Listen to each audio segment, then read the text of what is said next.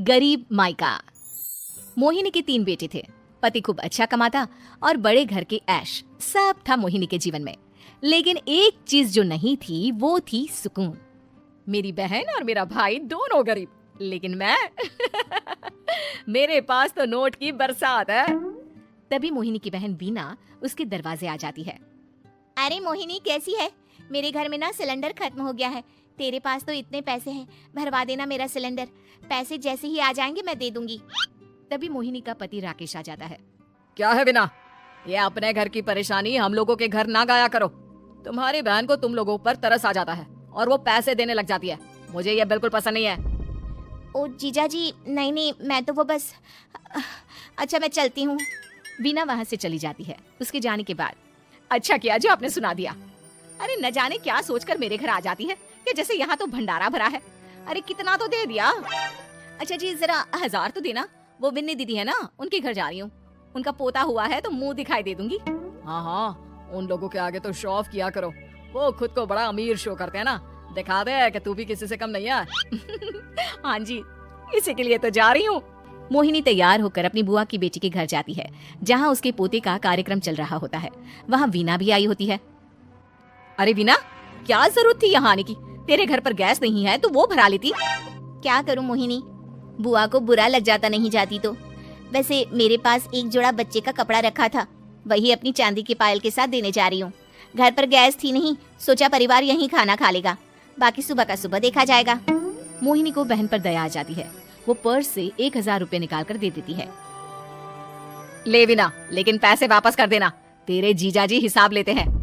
मोहिनी भी क्या करती, गरीबी में बहन का सहारा ही उसके जीवन जीने का आधार था। फिर एक रोज, सुनिए, भाई के घर बेटी हुई है, मुझे माँ के पास जाना होगा। अरे उस घर में ना कूलर है ना एसी, कैसे रहोगी तुम? हाँ वही सोच रही हूँ कि अकेली जाऊं, बच्चों को साथ ना ले जाऊं।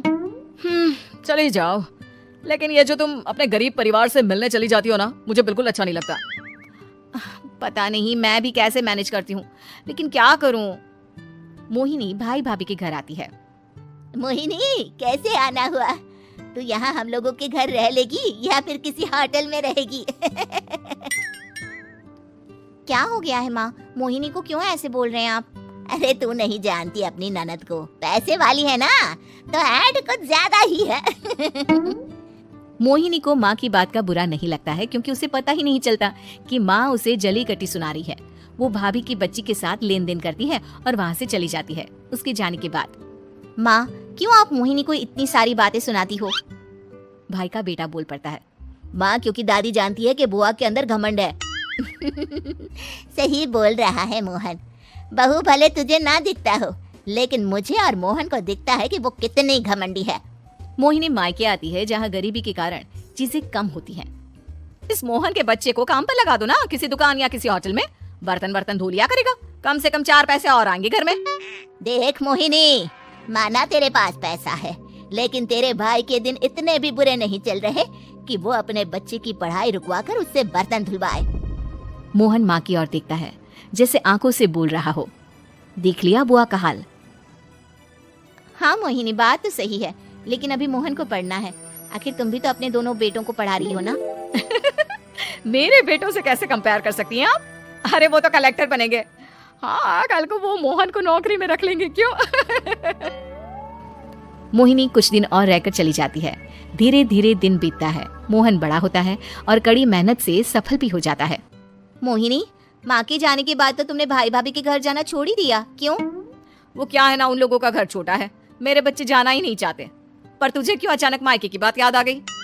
यार मेरा तो मायका है, भाई भाभी है, मेरा तो आना जाना लगा ही रहता है। हाँ, क्योंकि तुझे आदत है ना ऐसे छोटे से घर में और कम पैसे में रहने की। वैसे क्या खबर है आजकल मायके की अपने?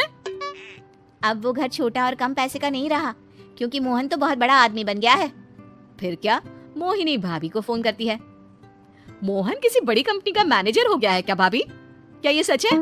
हाँ मोहिनी दीदी, अब तो हम लोगों के गरीबी के दिन कट गए। आपके भाई ने कोई अच्छे कर्म किए होंगे जो हम लोगों का बेटा इतना अच्छा कमा रहा है। देख लो भाभी, पहले भी आपने कई गलतियां की थी, आप थोड़ा संभल कर चलना। भाभी को मोहिनी की बात समझ में नहीं आती कि वो क्या कहना चाहती है। फिर एक दिन बीना मोहिनी से कहती है, मोहिनी, हमारा भतीजा मोहन अच्छा कमा रहा है, क्यों ना मैं अपने बेटे की नौकरी के लिए उससे बात करूं। अरे बुआ का बेटा है, ये सोचकर मदद तो करेगा ना। हाँ हाँ, क्यों नहीं करेगा, उसके बुरे दिन में तो हम भी खड़े थे। मोहन को वीना फोन करती है और अपने बेटे की मदद करने की बात करती है। हाँ हाँ बुआ, क्यों नहीं, आप सिद्धार्थ को भेज दें, मैं अपनी ही कंपनी में उसकी नौकरी करवा देता हूँ। दिन बीतते हैं, अब वीना के हालात भी अच्छे हो जाते हैं। क्या बात है वीना, तूने भी कार ले ली, वो भी इतनी अच्छी। हाँ मोहिनी, अपने भतीजे के कारण तो हम लोगों के दिन अच्छे हो गए। उसने सिद्धार्थ की नौकरी लगवा दी है, वो भी शानदार। ठीक है, लेकिन पैसे ख्याल से खर्च करना। वो क्या है ना, पैसे आने आसान है लेकिन संभालने मुश्किल। मोहिनी घर पर अपने पति से बात करती है। देखो ना, सबके पास पैसे हैं, एक वक्त था जब मैं ही अमीर हुआ करती थी। लगता है कि ज्यादा दिन नहीं रह पाओगी, मेरी नौकरी को कुछ साल ही बचे हैं और तुम्हारे दोनों लड़के निकम्मे हैं, उन लोगों को बोलो ना कि नौकरी करे। तभी वहाँ मोहिनी के बेटे भी आ जाते हैं। अरे हमें क्या मोहन समझा है जो दिन रात गधे की तरह काम करते रहे। खैर, दिन फिरते हैं और मोहिनी के पति की नौकरी भी खत्म हो जाती है। मोहिनी क्या करे, थोड़े से पैसे में गुजारा नहीं हो रहा है। तो क्या करे, मेरी समझ में कुछ नहीं आ रहा। मोहन को बोलो ना कि वो इन दोनों के लिए नौकरी देखे, जैसे सिद्धार्थ के लिए नौकरी देखी है। मोहिनी क्या कहती, उसे अपने वो दिन याद आ जाते हैं जब उसने भाभी से मोहन को नौकर बनने की सलाह दी थी। क्या हो गया, क्या सोच रही हो मोहिनी? यही कि वक्त कभी भी किसी का भी पलट सकता है, ऊपर वाले से डर कर रह